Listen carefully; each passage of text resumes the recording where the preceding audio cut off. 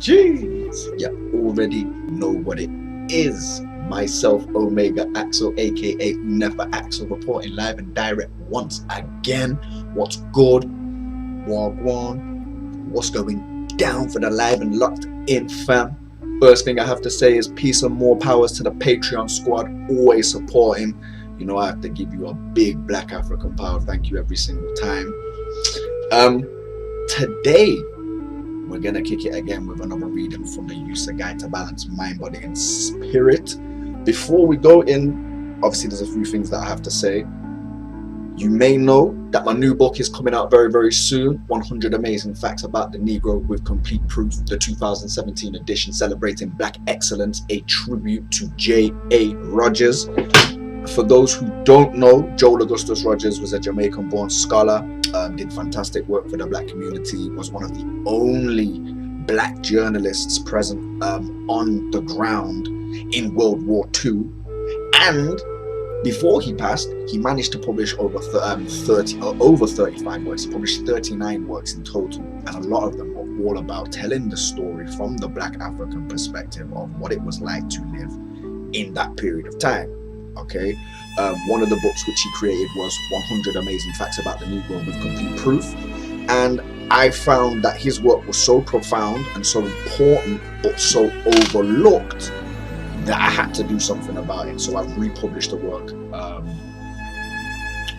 relative to today, and it's going to be an important tool for parents especially to give their kids a crash course and a short sight into Black excellence and Black history. So yeah, please obviously just have a look down the page on the Patreon page for more information about the new book.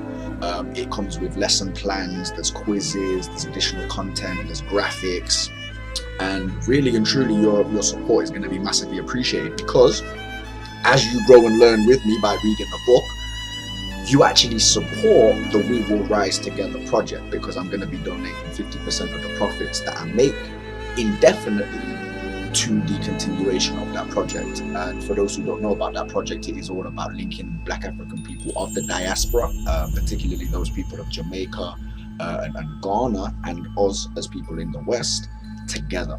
Okay, but again, more information, you simply go onto my page and you can find that out. Because I'm just scatterbrained and I can just chat for days anyway, I have to say big up, peace and more powers to the new Patreon members. I really appreciate your time and your support. We're going to be doing a lot of amazing things together, so please stay with us. I hope that you enjoy the content that you're able to catch here. I want to be able to create things that you're not going to find on other channels particularly. What else have I got to say before we get in?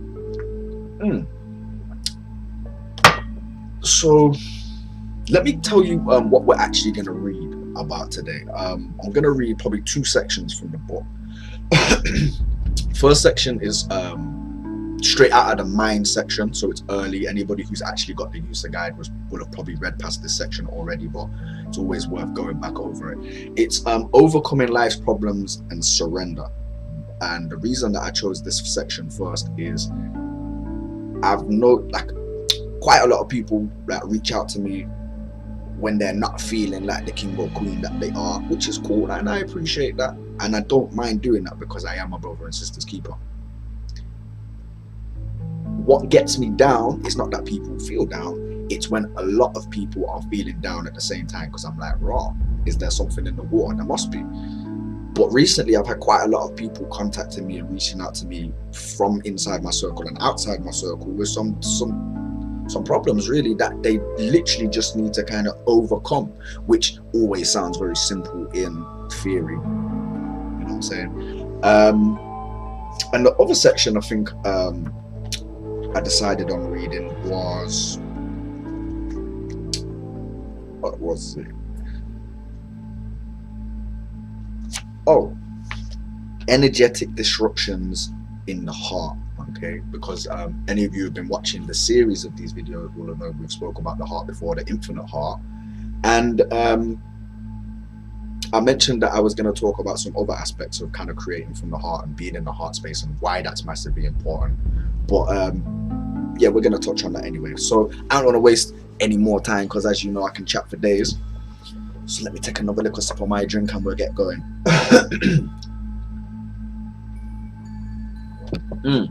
So overcoming life's problems and surrender.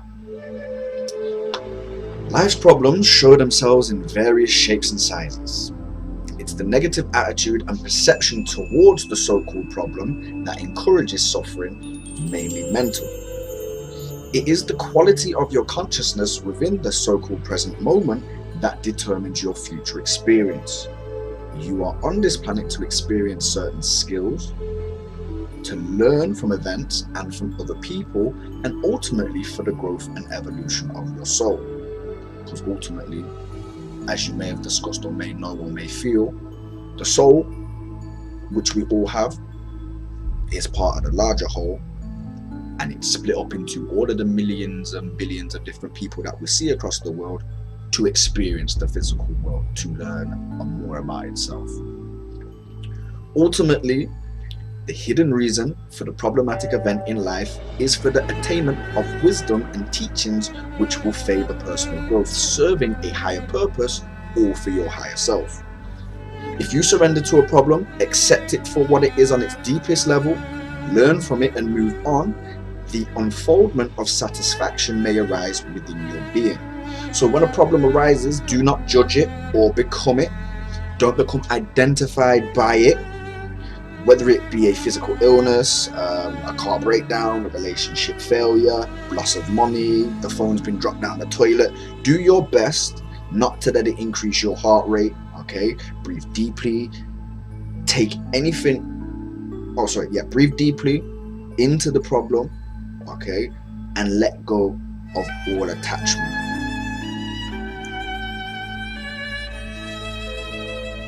At the end of the day, you do not take anything with you into the afterlife, okay? Once you die, none of these material things go with you, okay, apart from your experience. So attachment to things leads to suffering. Now you may feel empty inside. Now that is the item which you were attached to, which has left you, okay? So you must push beyond these ideals and concepts of limitations by attachment. Now, if somebody has caused you grief or hurt you in some way, again, you must remember that everyone is doing their best in accordance to their level of consciousness. When you hold anger or hate towards somebody else for a past mistake, it's like you grasping a hot piece of coal. Only you feel the burn. Do you know how deep that is? I mean, everybody gets wronged, and for as good as the intentions are in your heart, you are going to hurt people in your life. And the sad thing is, which you never understand being from the position of being wrong, is that that person is only operating at the current level of consciousness that they're at. Even when they know they're doing wrong, that is still their level of consciousness. Okay? So let me just say that last little lyric again. When you hold anger or hurt or hate towards somebody else for a past mistake, it is just like grasping a hot piece of coal. Only you feel the burn. Now, holding on to emotions of hate and jealousy promote negative energetic imprints within your heart space and your subconscious mind. These imprints only impose the burden upon your life. The more you entertain the cycle of placing judgment on others alongside the expression of jealousy or hate, the deeper these vibrational energies get lodged into the depths of your being. This makes it harder for you to let go and release these false illusions. Not to mention the frequencies associated with these deeply lodged energetic vibrations attract more circumstances into your life that you will again envy and slowly, gradually begin to hate. If you become sick or seriously ill at some point in your life, it may be at the surface of If you become seriously sick or ill at some point in your life, it may be the surface appearance of a hidden message and something beautiful. Mainly, highly respected teachers in the health and well-being community had an epic life transformation once they realized they could heal themselves. Okay, so a lot of people basically have like these experiences where, whether it's a near-death experience, they get a chronic illness, told that they're gonna die, or told that they're terminally ill, or that, you know, it's irreversible, and then they go through these drastic life-changing experiences where they retake control of their lives, and then they go on to teach other people. I'm sure you probably know people who've had these types of experiences and have gone on to be like gurus and spiritual healers and all of these things here. Now, when they were ill, they made the conscious decision to become well again. Not just moderately well so they could function again, but they embraced the journey down a whole new avenue of life, where they gained the wisdom and experience that they now share with other people. If it wasn't for their traumatic event, they would not be able to help others in preventing such disasters on such a large scale. They now hold a high sense of gratitude for the lesson that they are living fulfilled lives. Now, the universe provides circumstances of suffering when you need it the most. Do you understand? This is, and I think this kind of, no, I haven't mentioned this yet, but you have to suffer to benefit. No pain, no gain. So like, it's deep. You have to understand how to love somebody. You almost have to know how to have been hurt by somebody. It is deep. I don't know, maybe that's just my perspective. But anyway, the universe provides you with circumstances of suffering when you need it the most. These transform you into a better person. If you drop the ego and stubbornness, for some people it takes more pain and speed bumps for them to realize the underlying lessons. This is mainly due to the size of one's ego and the mind's full sense of self. Writing out circumstances and events helps a great deal. Dissect them and look at what they are trying to teach you. See, most people are not taught emotional intelligence and what's self-criticalization. People don't know how to critique themselves constructively, okay? So like, instead of, I know so many people, for example, because we've not been taught to deal with taxes properly, so many people just don't pay their taxes and they just run and hide from the issue instead of just dealing with it, even though we all know that taxes is robbery. But yeah, I hope I made my point there. When a problem arises in the now, it's extremely important that you don't fall into the vibration of the victim, because that is, you know, once it's all woe is me, that's the vibration you put into the universe, and that is what the universe is going to keep sending back to you. Okay, opportunities for you to be the victim, which you're going to happily play into. So feeling sorry for yourself is an act of weakness, okay? A sorry vibration that can only attract more victim-like circumstances, okay? You should be getting this by now, okay? You understand what I'm saying now? What you think, okay, is what the universe sends back to you. If you feel like a champion, the universe is going to send you more opportunities for you to feel like a champion. Now, the hell realm exists, okay, deep within your mind. Most people don't even know that they are in the hell realm. These are the mental prisons where lust, jealousy, anger, fear, hatred, and demons have control of the way that you are manifesting your reality. And these are all lower forms of thought and emotions that are part of your lower self. Now, the universal creator always wants what is best for soul evolution, not for your feelings. Remember what we said when it comes to the in the manifest. Remember what we was talking about in the manifestation section. Before light, there was darkness. Okay, same goes for life's difficulties. You must actually endure the temporary pain of the darkness, the darkest situations, for you to fully respect and appreciate the lightest times that have yet to come. So it is highly important in every bad situation that you reaffirm to yourself that something beautiful and great will come out of your situation. So like, Manda, empresses, your partner cheats on you. All right, okay, it hurts. Your heart's been violated. The way you feel has been violated. Yeah, the trust that you've instilled into somebody else has been violated. But you know what that means? This means you now have the opportunity to find somebody who genuinely deserves that love, that trust, that compassion, okay? all of those good things there that you're able to give, who is going to be able to reciprocate it back. I would rather know the truth than live a lie. Do you get me? So you have to go through the pain to experience the great things.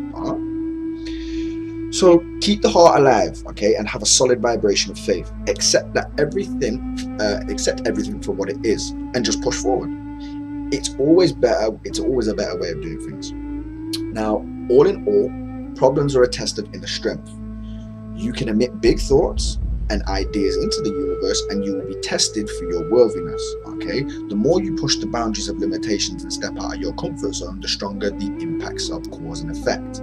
So you must keep your inner soul, your inner sun fruitful. Your inner sun is located at the solar plexus.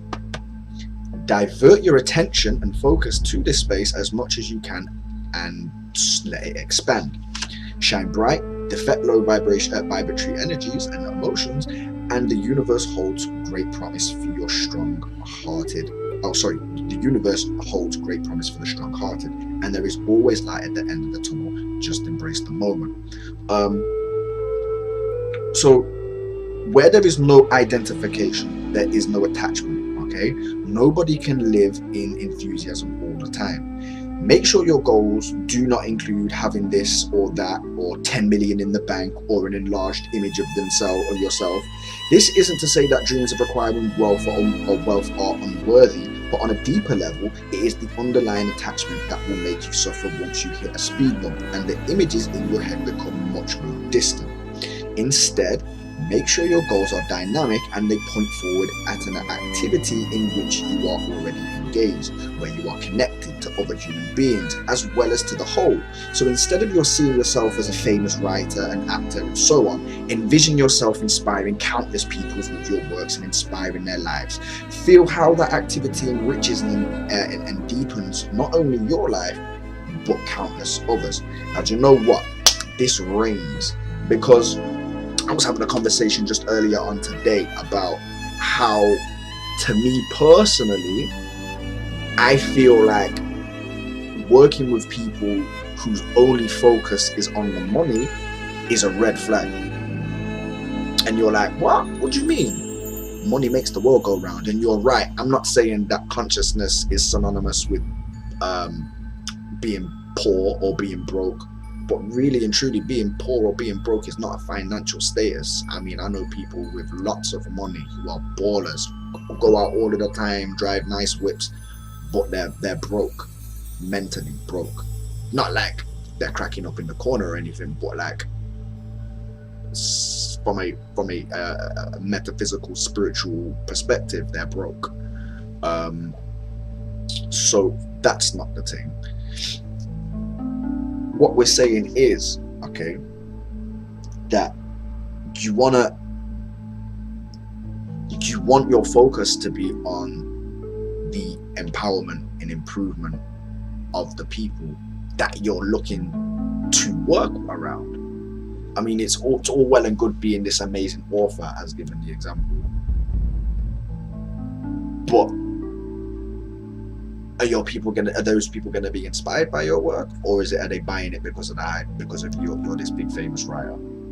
Is it that people are actually coming to your work and being inspired, benefiting from it, learning from it, going on to have their own ideas about what they can do in their world? So yeah, have to make your what you want to contribute to the world dynamic in that sense. Don't make it one-dimensional, or I want to be rich. What does that mean? Yes, money is good, but how did you acquire that money? Yeah.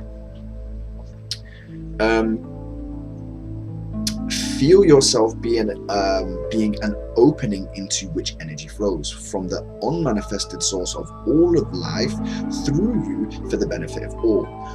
All of this implies that your goal or your vision is already a constructed reality within you, both on the level of mind and of feeling. The enthusiasm is the underlying force that transfers the mental blueprint from the mental realm into the physical dimension. There is no wanting here.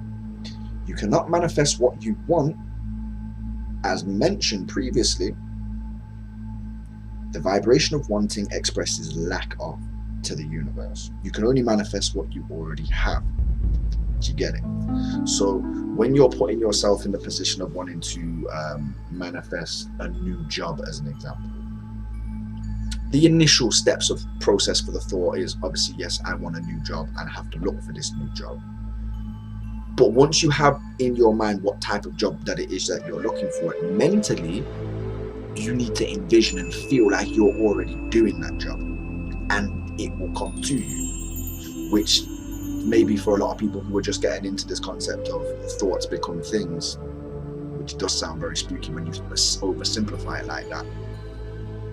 But that's how it is, yeah? When you're hungry and you're about to make food, you think about what it is that you're gonna eat, you envision it first, and then you make it. So thoughts become things. And that is the way that it works on the larger scale.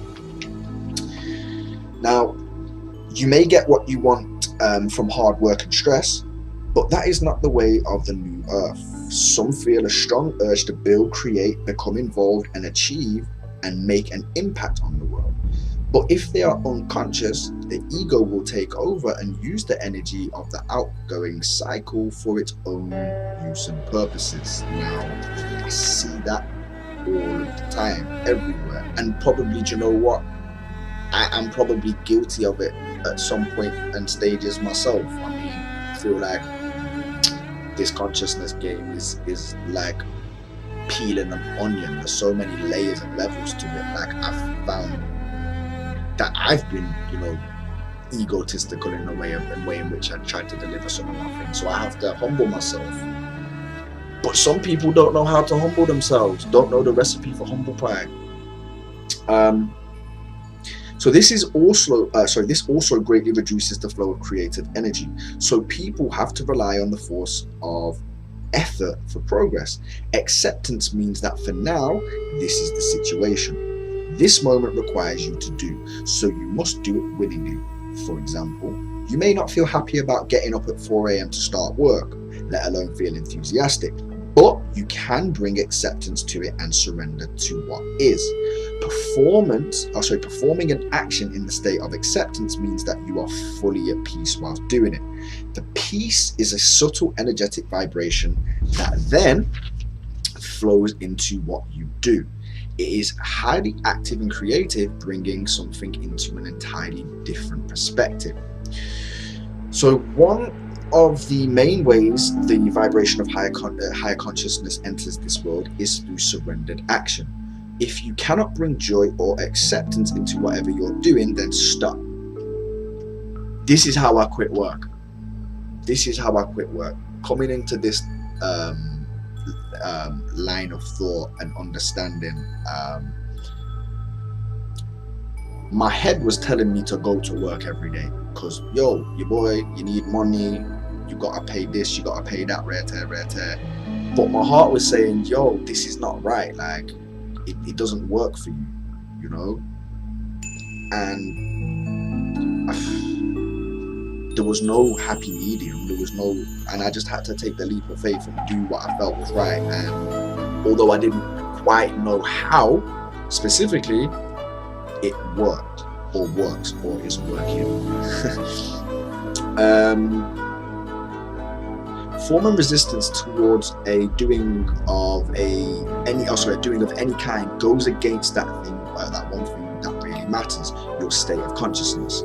So if you are not taking full responsibility of your state of consciousness, then you are not taking full responsibility of life. The inner sense of peace which arises when you choose to surrender to what is can transform it into an emotion of enjoyment.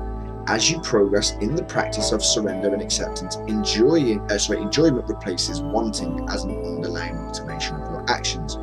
Wanting is the ego's delusion that you are a separate fragment from the power that is behind all of creation. When you accept problems and surrender, the quality of your life increases dramatically. Joy arises. There is more meaning in joy than you will ever need.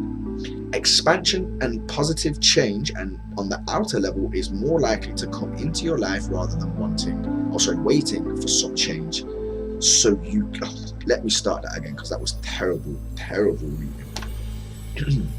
Expansion and positive change on the outer level is much more likely to come into your life rather than waiting for some change so you can start enjoying what you do. The mind will say, maybe tomorrow you can start enjoying, but tomorrow will never come. Joy does not come from what you do, it flows into what you do. Ultimately flowing into this world through you. Can't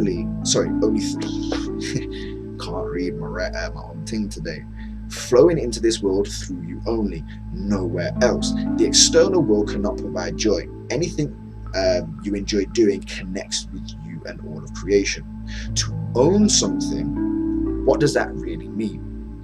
What does it mean to make something mine? The mental concept of ownership is constructed when you attach the thought form I to an external object. So, for example, I own this car, it's mine.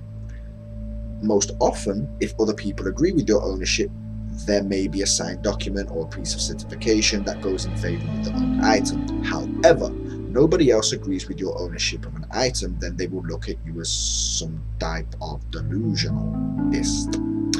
The point being made is that thought forms what make up the story, whether or not people agree with it or have absolutely nothing to do with it. Even if other people agree it is ultimately, even if people do agree that it is fiction, it is I can't read tonight, gang. Right, it's getting late. The point being made is that thought forms that make up a story, whether people believe them or not, have absolutely nothing to do with it, who you are.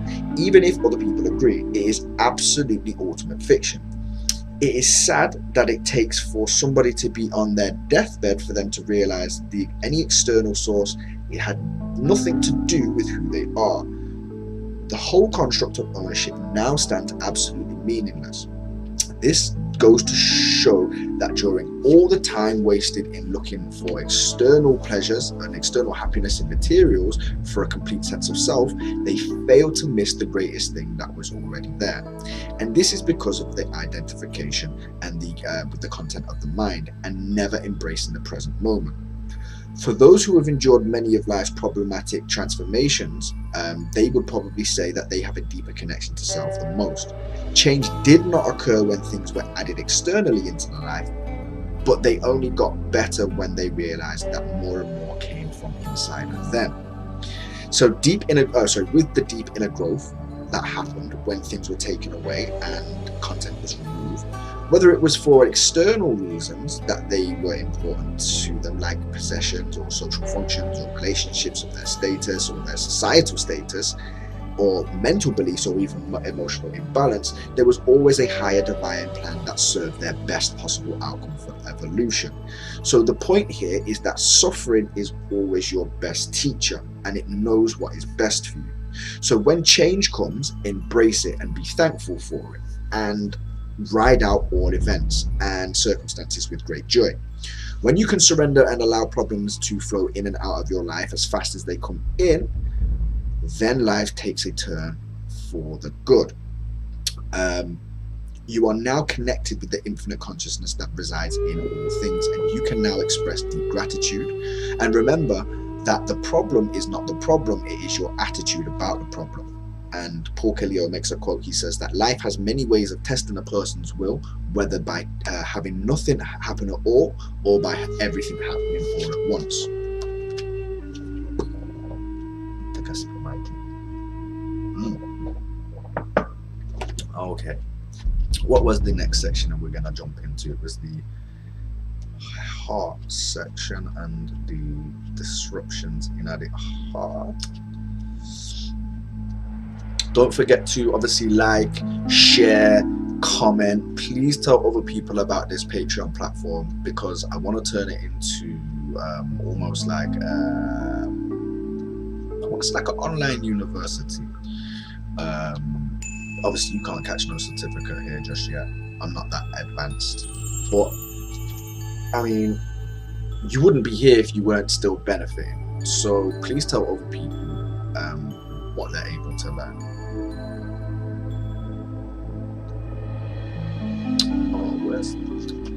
I'm flicking through this book like I don't know where things are.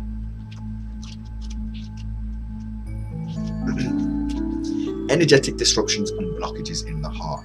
Now, any obstacle for many in regards to their emotional and personal connection to the heart is that of an energetic disruption, and deeply rooted in blockages that contribute to covering up this wonderful space. One of the main goals in life is to reconnect and live within the heart space.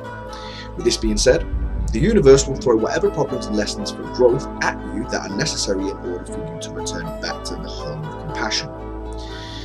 You may experience deep trauma and a broken heart at some point in your life, and these are the two main factors that contribute to energy blockages and soul fragmentations and even scars at the depth of your being. Much of this is due to non-acceptance, resistance surrounding an event or a circumstance which you have no control over but still can't be at peace with. Healing a deep trauma or heartbreak can be one of the hardest parts for some, as it involves going back to relieve the event. So, the unending stream of painful thoughts and tears and sadness arise once again and can literally drain all of the life force and energy out of you. I mean, I'm blessed and lucky enough to never have really experienced anything which I would consider to be too traumatic, unless it was that traumatic and my brain has blocked it out. But I'm blessed enough to have never had anything too serious happen to me in that respect there. But I'm sure that you will know somebody within your own circle, maybe it's yourself that's experienced trauma. You know that any time that you are reminded of that event, it has almost an electrifying effect on you that almost takes you back to when it first happened. And a lot of people will do whatever it takes to avoid that, which is fair play, which is understanding, because like we just explained, it drains the life force out of you. But what that feeling makes it impossible for that person to rationalize and contemplate and understand at that present moment is that it's actually more draining and more energetically dysfunctioning for that person to attempt to continue living with that feeling. It's better to just try to deal with it, which again, for me as somebody who's never dealt with anything too traumatic, it's very easy for me to say that. So I don't mean to sound patronizing to anybody who may experience that type of feeling. So these can be scars, okay, from traumatic events that These can be scars from traumatic events that close the heart partially or completely, causing the heart chakra energy vortex to become off balance and to be distorted. Such blockages and distortions and disruptions can and are likely to cause illnesses from which other ailments and diseases can manifest in your physical body and your emotional and mental body. It is also very common for those who experience heartbreak to have a very negative thought, such as, I will never fully love again.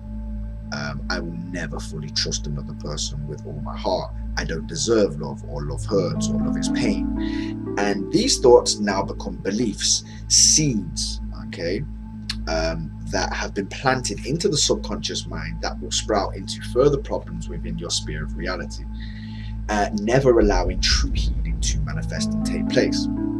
Now, at the time of trauma and heartbreak, okay, there is a fusion at the quantum level of your awareness. Now, what happens is this part of your soul becomes fragmented and in tune with the frequency of the event, and the etheric mass will then allocate itself onto the heart chakra, which relates directly with your ability to give and receive love and the connection with feelings of loss, betrayal, and hatred. So the frequency of the event and the thoughts that you had at the time of the trauma are now embedded into your luminous energy field at the subatomic level, okay, the metaphysical level, and they have then become the underlying attraction factor when it comes down to relationships and the people and the bonds that you make in the future. So let's just go over that, because that's deep. What we're talking about here is deep. All right. Let's say, boom, I walk into wherever you're at right now, pull out a gun, and I tell you, drop down on your knees and give me all of your money. Your body is going to have a physiological reaction, okay? That will imprint on your being, all right? The next time you see me, potentially, that is the feeling that your body will then kind of conjure up when you see me again.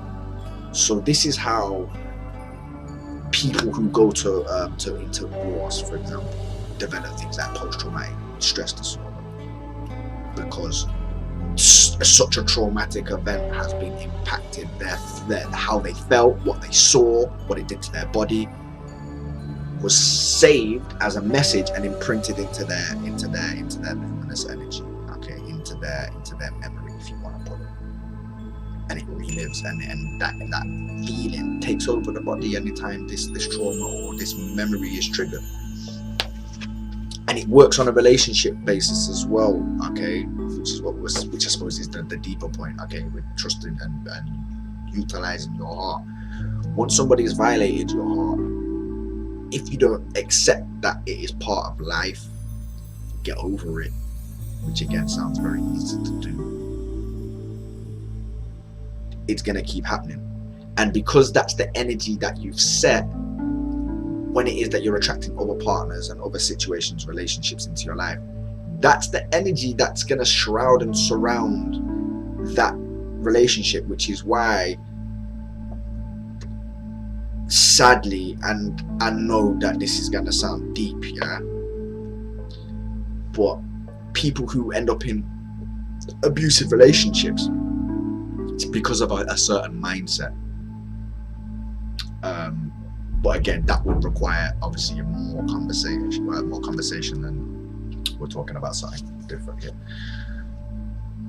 So don't let that be seen as just like an oversimplification or any type of justification for domestic abuse, because anybody who knows me knows that I will smack up a man if I see any type of domestic abuse, and I know it goes both ways.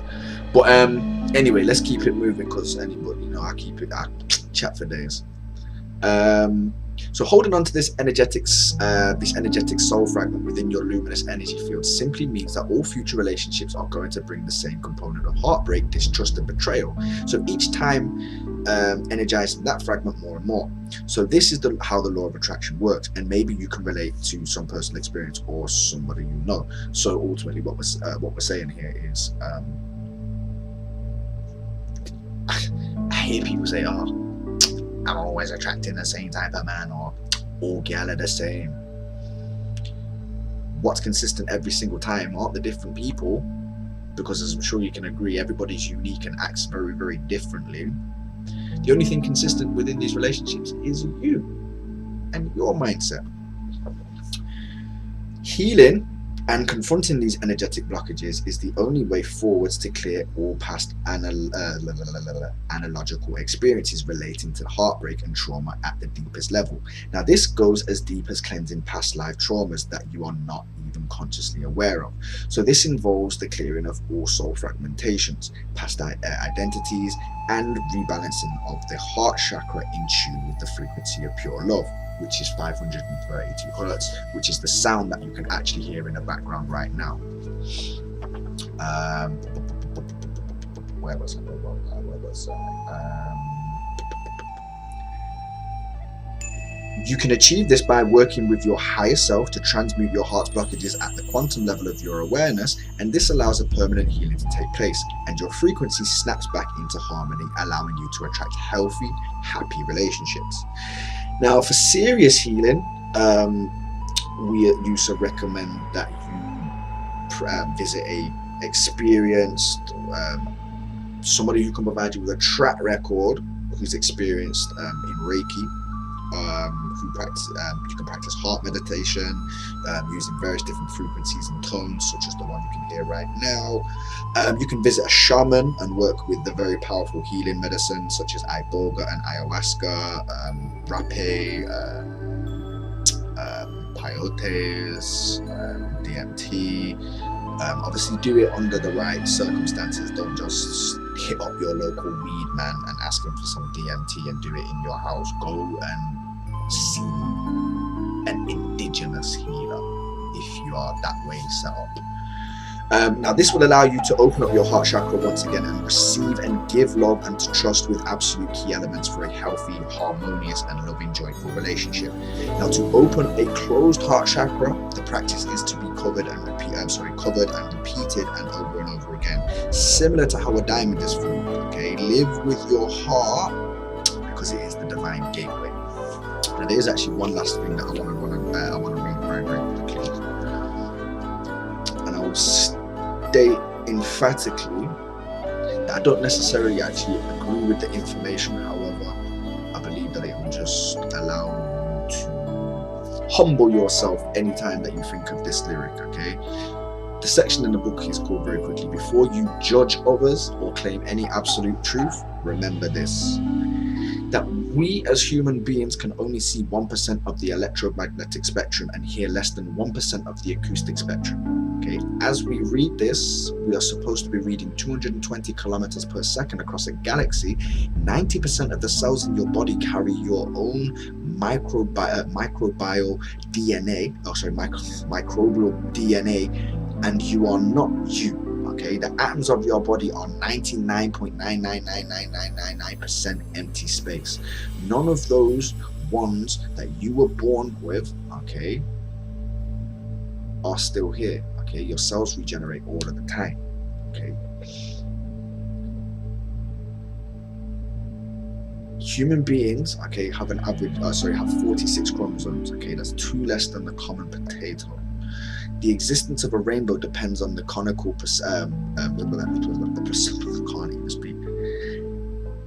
The existence of a rainbow exists because of the conical photoreceptors in your eyes, and animals without these cones, rainbows don't exist. So you don't look at the rainbow, you create it. And this is a pretty amazing concept to understand and realize, okay, especially considering that all of the colors that you can see represent only 1% of the electromagnetic color spectrum. Okay, so nothing is fixed permanently. Everything is malleable, like our minds. Okay, and we must fashion our minds into tools, because at the end of the day, the people in control of the world right now are trying to condition us to dislike each other, so we must band together. But anyway, man, just chatting about random things there. Thank you for locking in. Thank you for your support. I appreciate you. I hope you enjoy the rest of your day, your afternoon, your evening. Please holler at me if you're interested in knowing more about 100 amazing facts about the Negro, because it is an amazing work. I'm extremely proud of it. I'm very, very happy to be able to share it with my peoples. And I actually learned a lot putting the piece together. So I know that people who are less able and have less time to look into Black excellence, you're going to have a lot to learn. So peace, and more powers. Uncle Joss and them. Life, prosperity, and health. I'll speak to you real soon. Sha'em Hotep.